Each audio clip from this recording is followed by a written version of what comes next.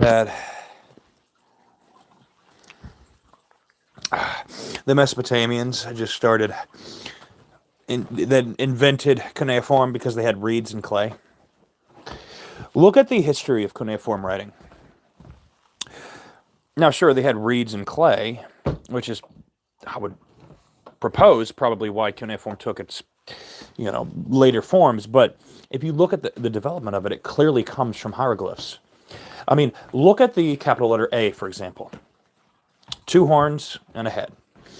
Tracing back with the letter Aleph back to the presumably ancient North African, Egyptian, maybe back to the Middle East, but the ancient symbol for the bull's head. And then where did the lowercase a come from? Well, presumably from ink bleeding. They would write letters smaller. They would look different smaller. And sometimes if you write letters smaller, you also are better off writing them differently if you're using ink and writing smaller. And it seems with these two reasons, our lowercase letters were born. Now, consider that you're going from writing maybe on leaves, maybe on wood, maybe with chalk and rocks, and you go to using reeds on clay, for maybe, because it's more practical in your region. You have lots of clay, you have lots of reeds. You can bake clay. It can be more permanent, more durable. You can send letters wrapped in clay, and only the person who breaks it open can read it. You'll know if it's been the mail's been tampered with. You can make declarations on tablets and such. Well, considering all that, you start writing using the glyphic system you were using. You simplify it so you can press it in with the reeds. It becomes more. It changes. Maybe in some ways becomes more simplified. Some ways a bit more complicated. But it changes over time. Right, just like with the lowercase letter I was bringing up, using pen and paper, and then starting to write smaller with pen and paper, and the ink is bleeding, and you find different ways to write it. Maybe you only put one circle when you write a B, because if you do two circles, there's too much bleeding. Perhaps you only put 1 foot on your A, and it becomes curved because of the ink bleeding, but you only do 1 foot because 2 feet would be too much ink bleeding into the paper. There are a lot of reasons that our writing systems have changed. I mean, even written Mandarin can trace back to glyphic systems, right? Even Mandarin can be traced back to glyphic systems. And if you look into, the symbology of the symbols used in Mandarin, it becomes, I think, kind of clear that the relationship between Mandarin and glyphic systems. If you look at the origin of the letters in the English and Hebrew alphabets, it seems pretty clear to many. Like the meanings of the Hebrew letters in the Jewish tradition and the clear connection with the English letters, the Latin alphabet, with the old glyphic symbols. I mean, it becomes very clear that modern written languages come from glyphic systems, from hieroglyphs. And the same can be said about cuneiform. And some people might be like, well, is that all written systems? All commonly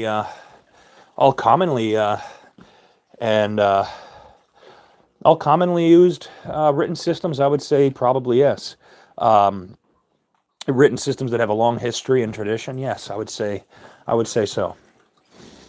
I don't know if there's a written system alive today that doesn't come from a glyphic system of some sort or another.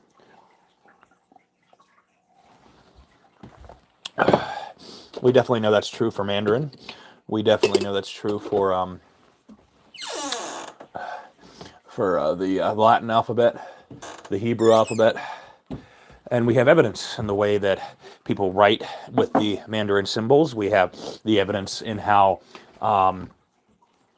there are still meanings traceable back to the older glyphs in the Hebrew alphabet, preserved in Jewish tradition. You have the the Latin alphabet.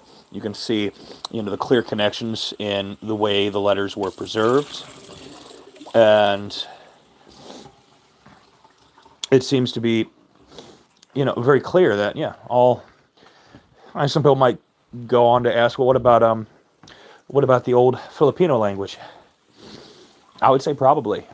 I would say one of the reasons we don't have a longer history of the old Filipino written language is because, like a lot of ancient cultures and even modern cultures, they wrote on things that didn't last. I mean, how many receipts do you think will last 500 years? How many receipts do you think, or how many bills from the bank do you think will last 1,000 years? I mean, these things don't last, and you have a place like the Philippines, all that humidity, all that water, all those storms constantly. If you've ever been to the Philippines, I have a house there.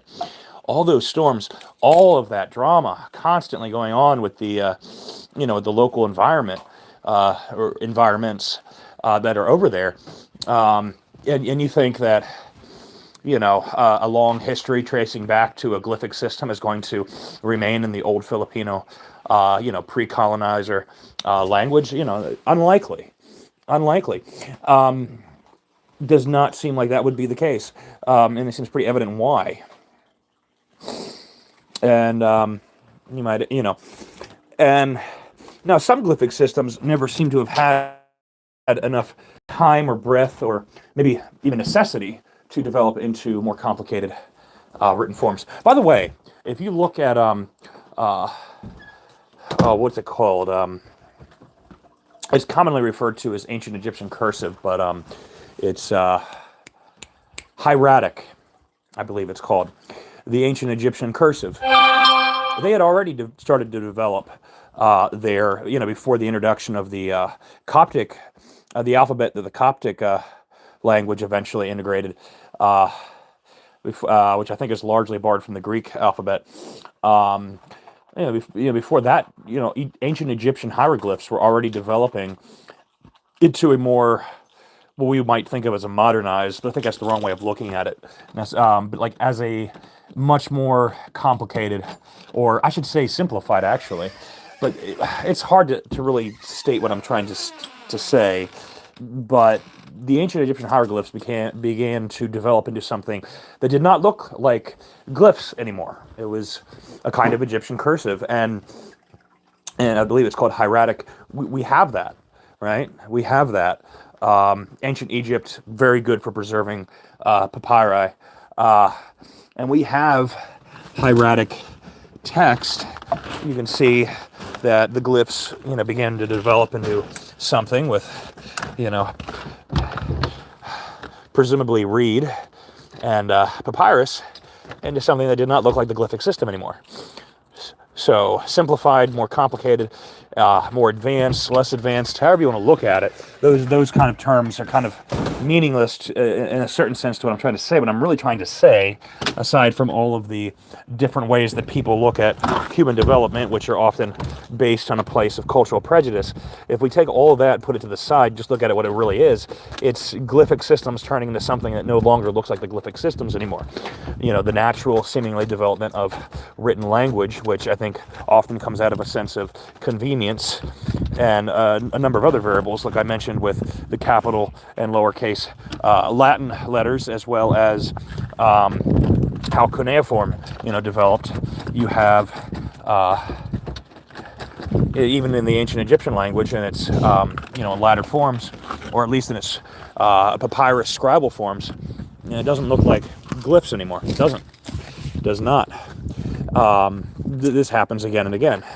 So if you have something like the old Filipino alphabet, one could presume that there was a hieroglyph, there was some sort of glyphic system that maybe still existed when the colonizers came, or maybe had already been done away with. You look at the ancient Native Americans' writings in the southern portions of the Americas, and or maybe I should say central area of the Americas. You see those hieroglyphs, and you wonder why didn't they develop into writing systems that no longer look like the glyphs anymore? And for me, the obvious answer is maybe they did.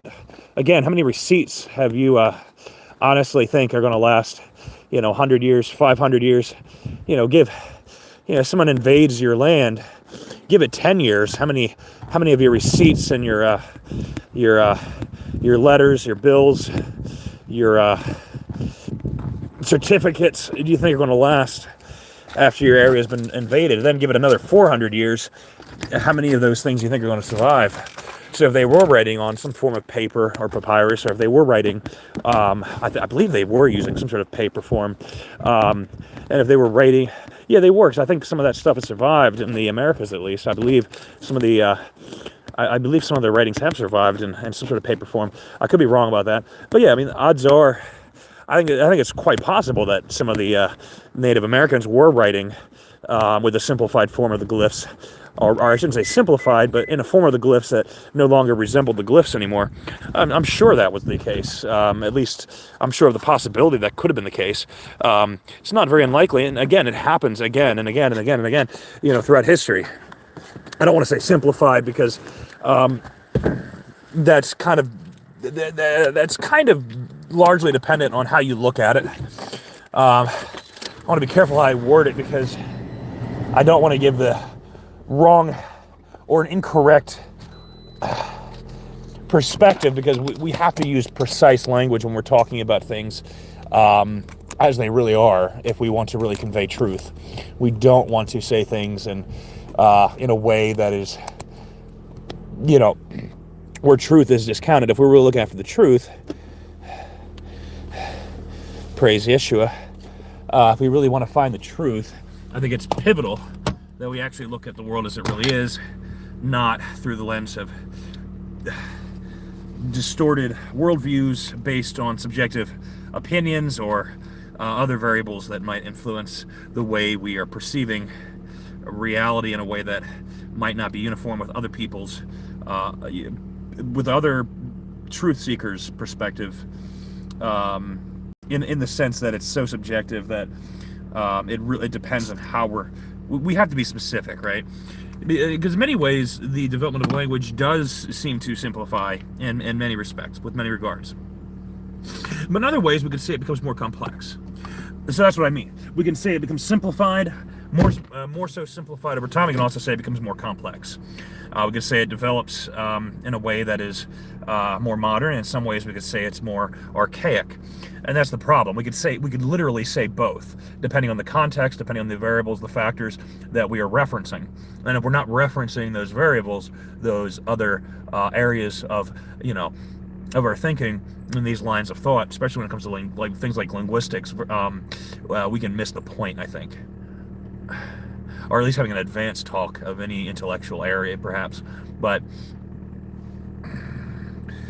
we want to be more precise with the language. I don't want to say it became more simplistic or that it became more complicated, but what it does do, what we do see is that given enough time, written language develops from glyphic systems to systems which no longer as directly represent the glyphs. You still see the bull's head in the capital A, and the lowercase a to a lesser extent. You still see, in many cases, the reference glyphs in modern Mandarin, and what those symbols represent. We can gather, what those symbols represent in their modern meaning and how they're used, and what they could possibly have come from glyphically makes sense, right?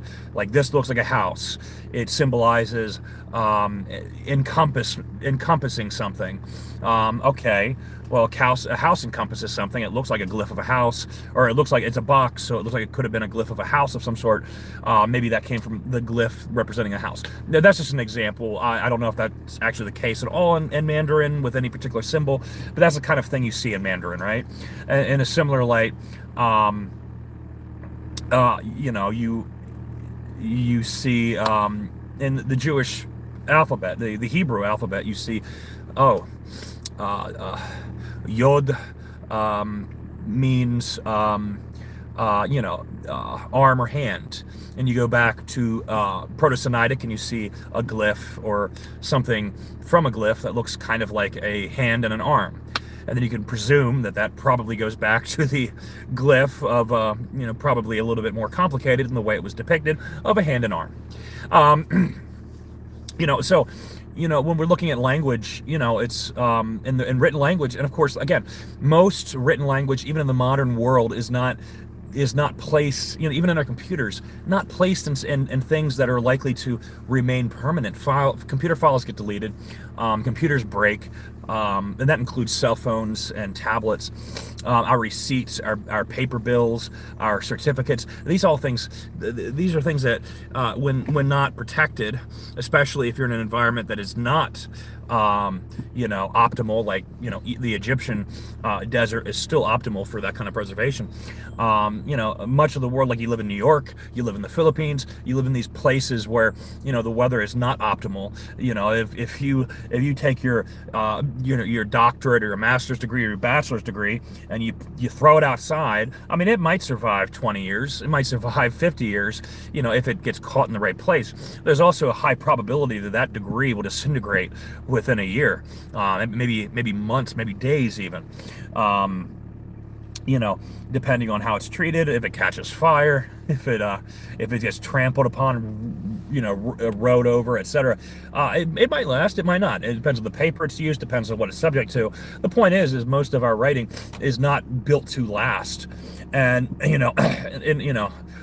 which is an idea. Having your degrees on, like, plaques or something instead of paper would actually be kind of nice, considering how much you put into university and college. If I pay $30,000 to $100,000 on a degree, it should be on a plaque anyway.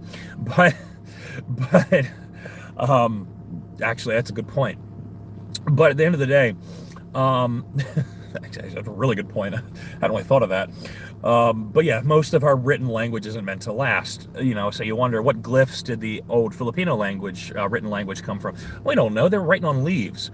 How far back can we really trace written language of this language or that language when most of our language isn't meant to preserve? I mean, we have cuneiform tablets because they wrote them on clay, because clay was a resource in abundance. We don't have cuneiform because it was the oldest written language. It's the oldest surviving written language, or at least one of them. Arguably, if the glyphs in Göbekli Tepe do represent what we would consider actual written language, and not just like proto-language in terms of written language, then we could suggest that Göbekli Tepe, has cuneiform, like 7 syntax and grammar in their language, and that has led many to syntax and grammar in their language, and that has led many to wonder if their verbal speech really is representative of verbal language, or not. I would argue that it does represent verbal language, even if it doesn't have the kind of grammar and syntax that we would think of, but not everybody agrees.